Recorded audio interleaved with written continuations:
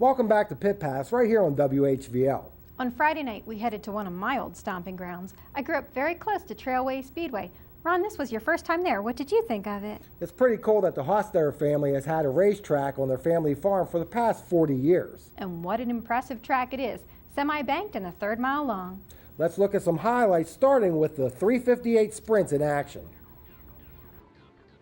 The 7 of J.B. Cunningham and Shane Hoff in the 69 started on the front row. Going into turn 1, Cunningham pulls away while the blue 99 of Joe Trone Jr. tries to work the inside of Hoff for the runner-up position. 2 laps in, we have a caution for Jordan Givler, who has a flat right rear tire.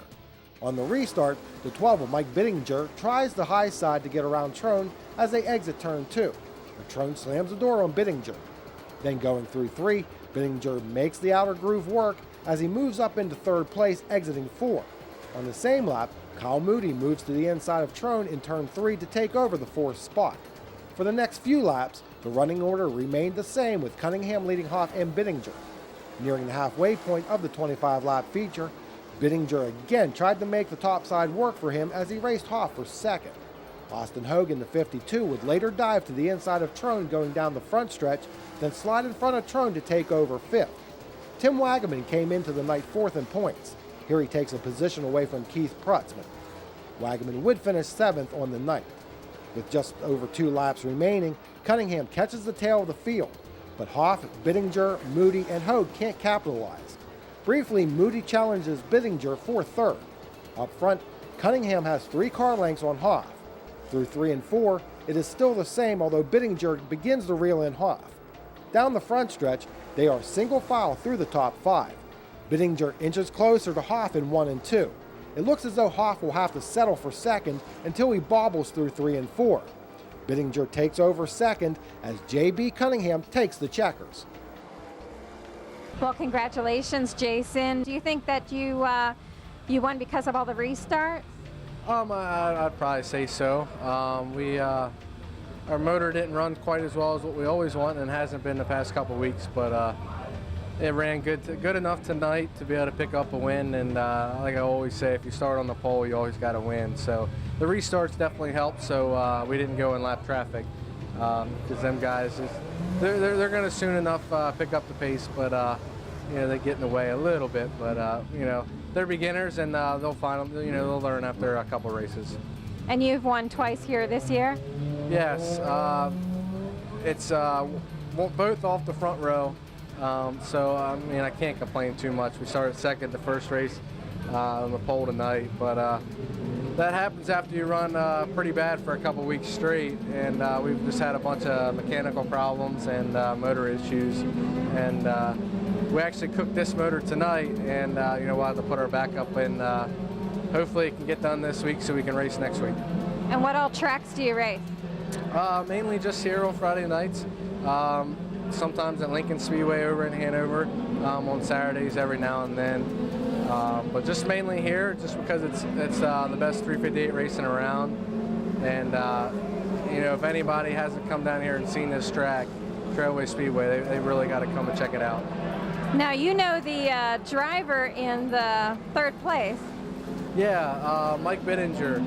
I saw him coming. I knew he started in the back, and I was really hoping he didn't come in the second because I'd have my hands full.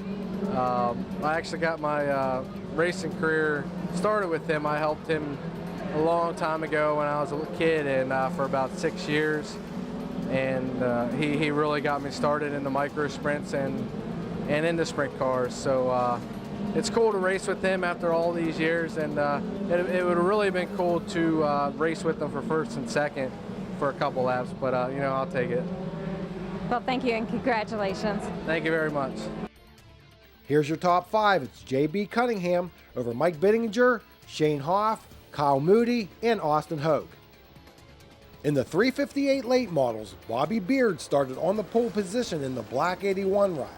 Grant Adams and Bernie Beard follow in his tire tracks while there is a 3-wide battle for the 4th spot.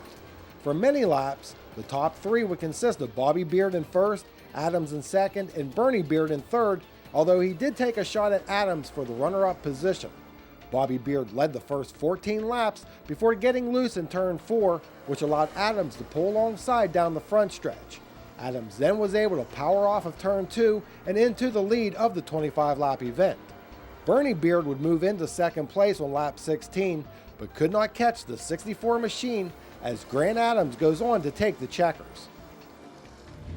That was an excellent win. So what happened exactly that you were able to get from second place into first place? Bobby ran in there in turn 3 and 4 and just kind of stuffed his nose into the bank there and got loose. And I just happened to be able to get around him. Okay, and how many wins have you had here? We've had 2 here this season so far. Is this the only track that you run? No, we run here, Williams Grove, Lincoln. Went out to Heston 2 times, but it got rained out. We raced our super late at Sealands Grove twice, but other than that, that's pretty much it. Last year we had moved around a lot more, Bedford, Heston, did a couple steel block races, but this year we're just kind of staying near home. Okay, here you pretty much race with the same guys almost every week, correct? Yeah, we race with the same guys pretty often. Bobby I've raced with since we started in late models. A lot of these guys we race with, pretty much every week. But it's pretty good family knit thing. If they need something, they come ask me. If I need something, I go ask them. So for the most part, it's pretty decent. Until you get on the track. Yeah, until we get on the track. This place you really have to be, take your chances, I guess it would be, and take it when it's given to you.